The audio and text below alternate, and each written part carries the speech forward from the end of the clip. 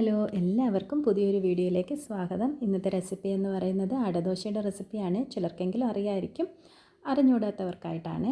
ഇത് ഡിന്നറിനും ബ്രേക്ക്ഫാസ്റ്റിനും ഒക്കെ കഴിക്കാൻ പറ്റിയ അടിപൊളി ഡിഷാണ്. അപ്പോൾ 4 ഗ്ലാസ് അരിക്ക് 1 ഗ്ലാസ് ഉഴുന്ന്, 1 ഗ്ലാസ് കടലപ്പരിപ്പ്, ഇതാണ് ഇതിൻ്റെ അളവ്.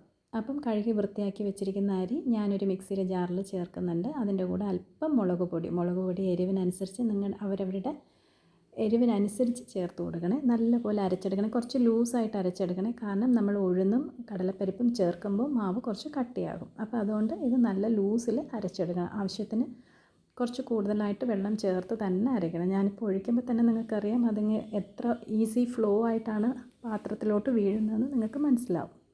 അത് 2-3 പ്രാവശ്യമായിട്ട് ഞാൻ അരി അരച്ചെടുത്ത് കഴിഞ്ഞതിന് ശേഷം ഈ അരയ്ക്കുമ്പോഴൊക്കെ ഞാൻ മുളക് പൊടി ചേർക്കുന്നുണ്ട്, ശകലം.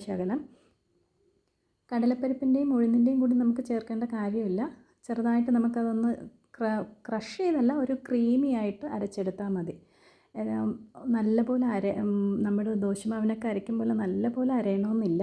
ഒരു അരഞ്ഞു എന്ന് ഈ ഒരു രീതിയിൽ അരച്ചെടുത്താൽ മതി. ഇത് ഞാൻ 2 പ്രാവശ്യമായിട്ടാണ് അരയ്ക്കുന്നത്.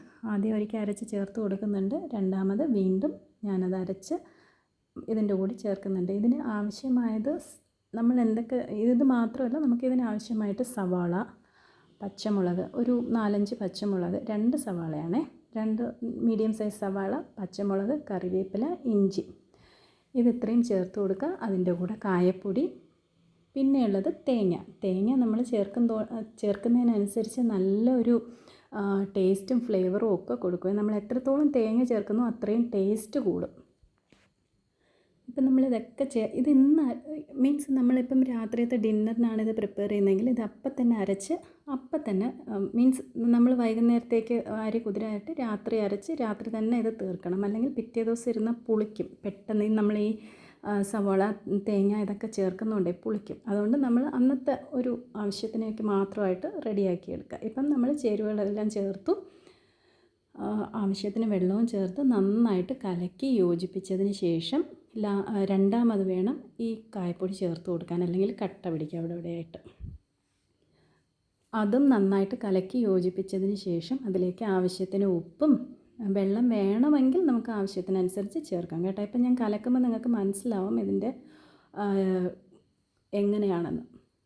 നമുക്കിത് നെയ്യൊക്കെ തടവി ഒരു ദോശ തവ വെച്ച് അതിൽ നെയ്യൊക്കെ തടവി അതിൽ ദോശമാവ് ഒഴിച്ച് നല്ല രീതിയിൽ ചുട്ടെടുക്കാം.